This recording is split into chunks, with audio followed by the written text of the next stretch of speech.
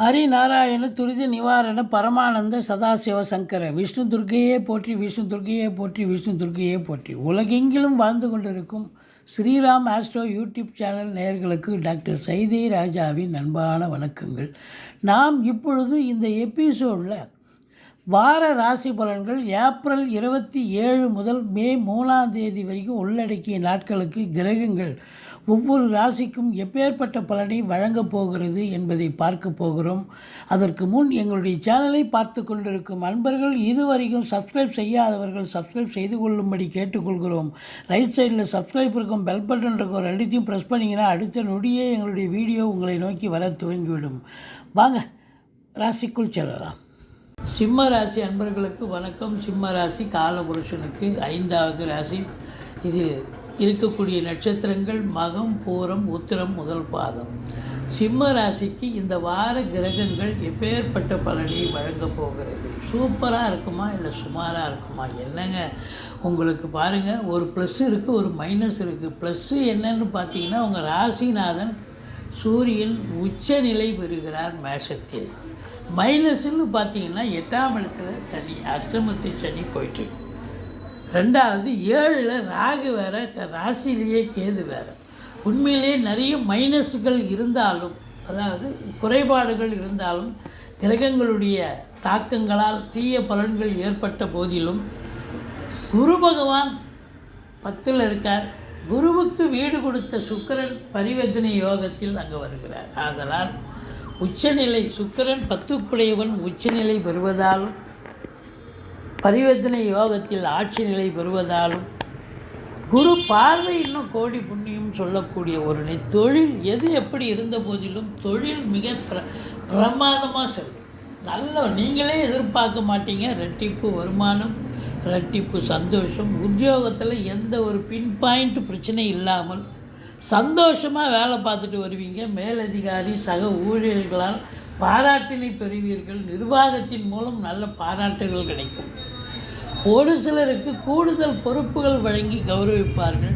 இந்த பத்திரிகை துறை, மீடியா துறை, எழுத்துத்துறை, ஆசிரியர்கள், பேராசிரியர்கள், இலக்கியவாதிகள், சொற்பொழிவாளர்கள், மேடை பேச்சாளர்கள், ஜோதிடர்கள், வழக்கறிஞர்கள், ஆடிட்டர்கள், டாக்குமெண்ட் ரைட்டர்ஸ், இது போன்ற அன்பர்களுக்கெல்லாம் ஒரு பொற்காலம், சாதிக்கக்கூடிய நேரம். நிதித்துறை, நீதித்துறையில் பணியாற்றுபவர்கள், அரசு கருவூலம், அரசு வங்கிகள், இன்சூரன்ஸு, ஃபைனான்ஸு போன்றவற்றில் பணிபுரியும் அன்பர்கள், அழகு ஒப்பனை நிலையங்கள் வைத்து சம்பாத்தியம் செய்யக்கூடியவர்கள், மற்றபடி ஆர்டிஸ்ட்டு, ஓவியம் வரைபவர்கள், இது போன்ற அன்பர்கள், அதாவது கலை நுணுக்கங்களை செய்து சம்பாத்தியம் செய்யக்கூடியவர்களுக்கெல்லாம் மியூசிக் டைரக்டராக இருக்கலாம், இல்லை வாய்ப்பாட்டு அதாவது நாடகத்தில் பின்னணி குரல் கொடுக்குறவங்களாக இருக்கலாம், பின்னணி பாடகர்களாக இருக்கலாம். இப்படி இவங்களுக்கெல்லாம் ஒரு அற்புதமான நேரம் காலம் அப்படின்னு சொல்லணும். இருந்த போதிலும் உங்களுக்கு குரு பார்வை கோடி நன்மையை தரக்கூடிய நிலை. குரு பாருங்கள், 10ல் இருந்து உங்களுக்கு 2ஆம் இடத்தை குரு பார்க்கிறார். 2ஆம் இடம் என்பது குடும்பஸ்தானத்தை குரு பார்ப்பதால் குடும்பத்தில் என்னதான் அஷ்டமத்து சனி இருந்தாலும் குடும்பம் நிம்மதியாக சந்தோஷமாக இயங்கும். நல்ல பண வரவு, பொருள் வரவு இருக்கும். உங்கள் சொல்லுக்கும் செயலுக்கும் மதிப்பு மரியாதை கிடைக்கும். ஆரம்ப கல்வி பயிலும் மாணவ செல்வங்கள் மிக சிறப்பாக படிக்கக்கூடிய ஒரு நிலை நிச்சயமாக இருக்கிறது. மற்றபடி 3ஆம் இடத்துக்கும் 10க்கும் ஆதிபத்தியம் பெற்றவன் தான் சிறப்பாக இருக்கிறார். 4ஆம் இடத்தை குரு பார்ப்பது வீடு வாங்க, மனம் வாங்க, தோட்டம் துறவுவாங்க, வீடு கட்ட, பிளாட்டு வாங்க, இப்படி ஏதாவது ஒரு அதாவது பூமியில் இன்வெஸ்ட் பண்ணக்கூடிய ஒரு நிலையில் குடும்ப உறுப்பினர்கள் சகிதமாக உட்கார்ந்து பேசி நல்ல முடிவாக எடுப்பீங்க. கண்டிப்பாக சாதிக்க முடியுமா? சாதிக்க முடியும். வீடு வாங்க நினைக்கிறீங்களா? வீடு வாங்க முடியும். இல்லை ஃப்ளாட்டு வாங்கணுமா? ஃப்ளாட்டு வாங்க முடியும். இல்லை இடம் வாங்கணும்னு நினைக்கிறீங்களா? வாங்க முடியும்.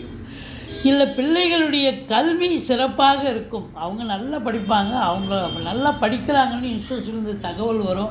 தாய் வழி சொந்தங்களால் அனுகூலங்கள் கிடைக்கக்கூடிய ஒரு அற்புதமான நிலை. 5ஆம் இடத்தை சனி பார்க்கிறார்.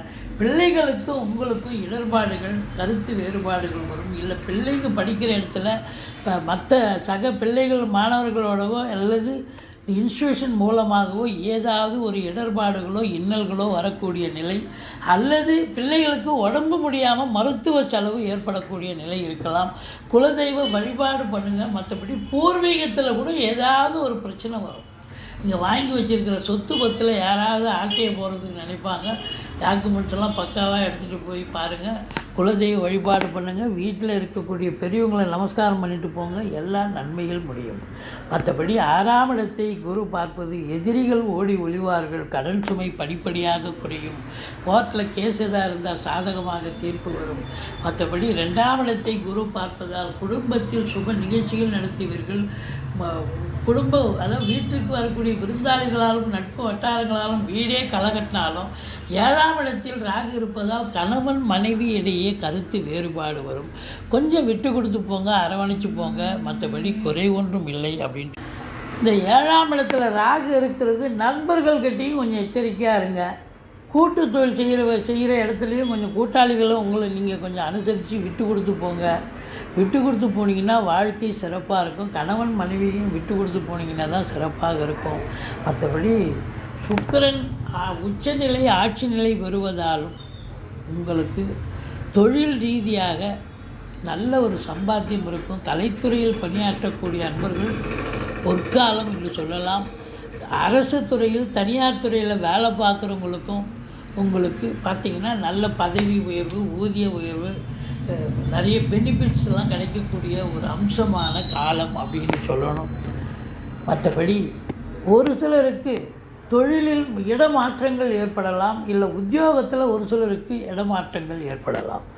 இந்த 7ல் ராகு இருக்கிறது. வெளிநாடு போகணும்னு நினைக்கக்கூடிய அன்பர்கள் தாராளமாக போங்க. இப்போது அதற்கான ஒரு அவகாசம் வந்தாச்சு. ராகு பகவான் உங்களை வெளிநாடு அனுப்புறதுக்கான வாய்ப்புகள் இருக்குது. 2ஆம் இடத்தை குரு பார்ப்பதால் குடும்பத்தில் நிம்மதி, சந்தோஷம், குதூகலம், குடும்ப உறுப்பினர்கள் மற்ற வீட்டிற்கு வரக்கூடிய விருந்தாளிகளாலும் நட்பு வட்டாரங்களாலும் வீடே கலகட்டும். உங்கள் சொல்லுக்கும் செயலுக்கும் மதிப்பு மரியாதை கண்டிப்பாக கிடைக்கும். என்னதான் அஷ்டமத்து சனி உங்களுக்கு நடந்துகிட்டு இருந்தாலும் ராசிநாதன் சூரியன் நல்ல நிலையில் இருக்கார். சூரியன் புதன் அங்கே இருக்கார். சூரியன் புதாதித்ய யோகம் ஏற்படுவதால் கல்வி நிறுவனங்கள், கல்விக்கூடங்கள், கல்வியாளர்கள், கல்வி பயிலும் மாணவ செல்வங்கள் இவங்களுக்கெல்லாம் சிறப்பான காலம், அற்புதமாக இருக்கும். அதையும் தாண்டி இந்த சூரியன் நல்ல நிலையில் இருக்கார், சுக்கிரன் நல்ல நிலையில் இருக்காருன்னா நகைக்கடை, துணிக்கடை, உற்பத்தியாளர்கள், வியாபாரிகள் அனைவர்களுக்கும் அற்புதமான ஒரு நேரம். ஃபேன்சி ஸ்டோர் வச்சுருப்பாங்க. இதையும் தாண்டி ஒரு சிலர் பார்த்திங்கன்னு சொன்னால் இந்த கேது லக்னத்தில் இருக்கிறதால ஞான மார்க்கத்தில், அதாவது ஆன்மீகத்தில் ஈடுபாடு ஒரு 50-60 வயசுக்கு மேலே இருக்கிறவங்களுக்கு ஈடுபாடுகள் கண்டிப்பாக இருக்கும். மற்றபடி உங்களை பொறுத்தவரையிலையும் இந்த வாரம் நல்லா இருக்குமா அப்படின்னு பார்த்தீங்கன்னு சொன்னால் சூப்பராக இருக்குங்க. ஒரு குறையும் கிடையாதுங்க. அஷ்டமத்து சனின்னு கண்டு பயப்படாதீங்க. மற்ற கிரகங்கள் சுக்கிரன், சூரியன், குரு போன்ற கிரகங்கள் மிக சாதகமாக இருக்கிறதால சாதிக்க போகிறீங்க. வெளிநாடு போகணும்னு நினைக்கிறவங்க தாராளமாக அதற்கான முயற்சியில் இறங்குங்கள். மற்றபடி குறை ஒன்றும் இல்லை. நீங்கள் வணங்க வேண்டிய தெய்வம் 4க்கும் 9க்கும் ஆதிபத்தியம் பெற்ற செவ்வாய் நீச்ச நிலையில் இருப்பதால் முருகப்பெருமானை வழிபாடு செய்யுங்கள். 7ல் ராகு இருப்பதால் விஷ்ணு துர்க்கையை வழிபாடு செய்யுங்கள். மற்றபடி இந்த வாரம் நல்ல அற்புதமாக செல்லும், மகிழ்ச்சியாக இருக்கும், சந்தோஷமான ஒரு வாரம் என்று சொல்லலாம். இதுவரைக்கும் எங்கள் சேனலை பார்த்தமைக்கு நன்றி. எங்கள் வீடியோ பிடிச்சிருந்தால் லைக் பண்ணுங்கள், ஷேர் பண்ணுங்கள், சப்ஸ்கிரைப் பண்ணுங்கள். மறக்காமல் சப்ஸ்கிரைப் பண்ணுங்கள். நன்றி. வாழ்க வளமுடன்.